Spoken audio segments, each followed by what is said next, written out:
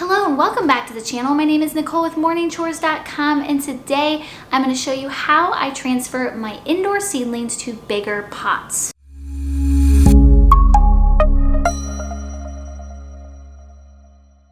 We are fastly approaching warmer weather, which means we'll be getting outside and transitioning our little indoor plants to our outdoor gardens. But there's one step that I like to take kind of in the middle to give my plants a better chance at acclimating to the outdoor elements. If you missed my how-to tutorial on how to plant indoor seedlings, I will link that in the description box below. But today is an extension of that video. So if you haven't seen that video, I would head over there and watch that first, and then you can meet us back here to watch this video.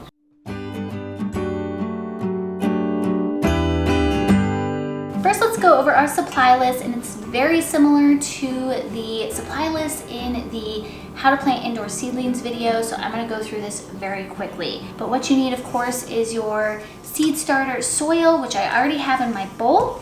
You need a pitcher of water because we are going to make the soil damp before we put it into our trays and our pots. And the next thing you need, of course, is your tray, but this time we're using bigger pots. So whatever you have on hand, some of these I've collected from buying plants from greenhouses. Just use something a little bit bigger than what the plants are already in. Another great option is using fruit containers from the grocery store. That's another great option, and you can usually put 2, maybe even 3 plants in one of these. And then, of course, the last thing you need is your labels. You need a way to keep track of which plants are which, although by the time they're this big, it's easier to tell. But if you're still not sure, I would highly recommend going ahead and labeling them. So let me go grab my plants and we'll get started.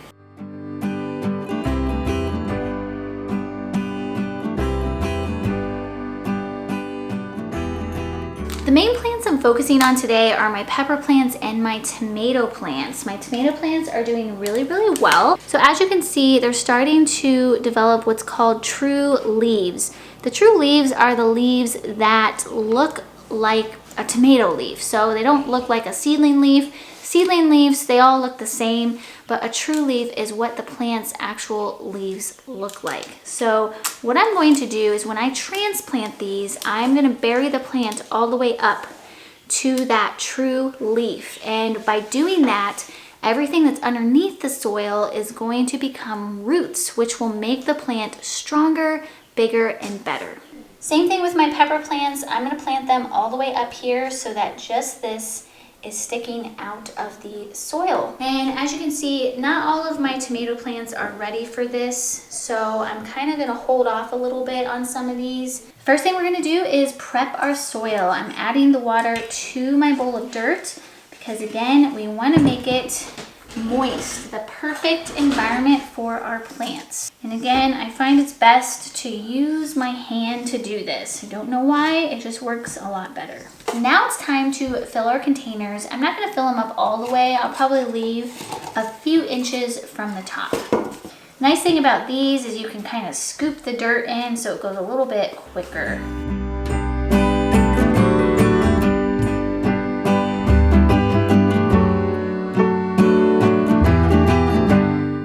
Remove your plant from your seed cell, gently push from the bottom, pull your plant out and place it in your larger pot.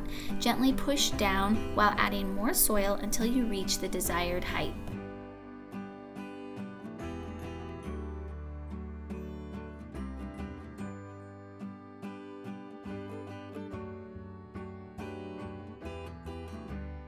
I have the ones transplanted that I wanted to do today. I have a few more I plan on doing, but they're not quite big enough yet, so I'm going to keep an eye on those and probably transplant them within the next week.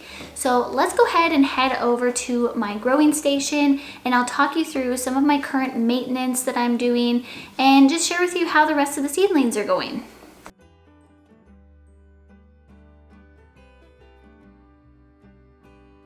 So we're back here by my sunny window, and so far the seedlings have done really well. I've had to replant some of them because that's just how it goes. If you planted some seedlings and some didn't come up, don't be alarmed. Now, peppers do take longer. I've had peppers not germinate until 2 weeks after I planted them.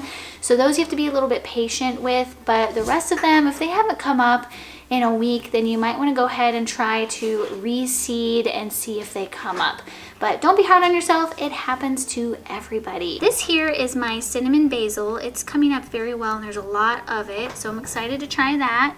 Here is red cabbage. Again, it's doing well. Those ones back there did not make it, but I had enough in these three that I didn't reseed, and these will be going outside very soon. These are coneflowers, and I have a few coming up. They're kind of hard to see, but those are coming along. This back here is toothache plant. It took a while to come up. I have a few right there. These I'm really excited about. These are my Schwarzenbeeren berries, so I'm really excited about those. This is chamomile. That always does really well for me. And then these are my Colorado mixed flowers, and those are my coxcomb flowers I'm really, really excited about.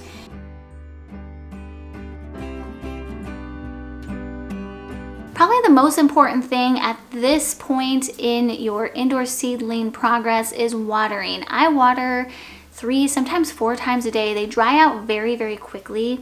And I also find that if you pour water in the bottom of the tray so that they're watered from the bottom up, that will help them stay moist a little bit longer. So that's a suggestion, but definitely keep your water bottle handy right next to your plants. Keep it always filled, because whenever I come in here, I will always glance at my plants, see how they're doing, and I actually have lost some before because I didn't water enough. So make sure you're staying on top of the watering. The last thing I wanted to discuss in this video today was the heat mat and the grow lamp. The heat mat I stopped using once the seeds started germinating. I don't like to use it all the time with them because they need to get used to being outside. They're not gonna have a heat mat outside.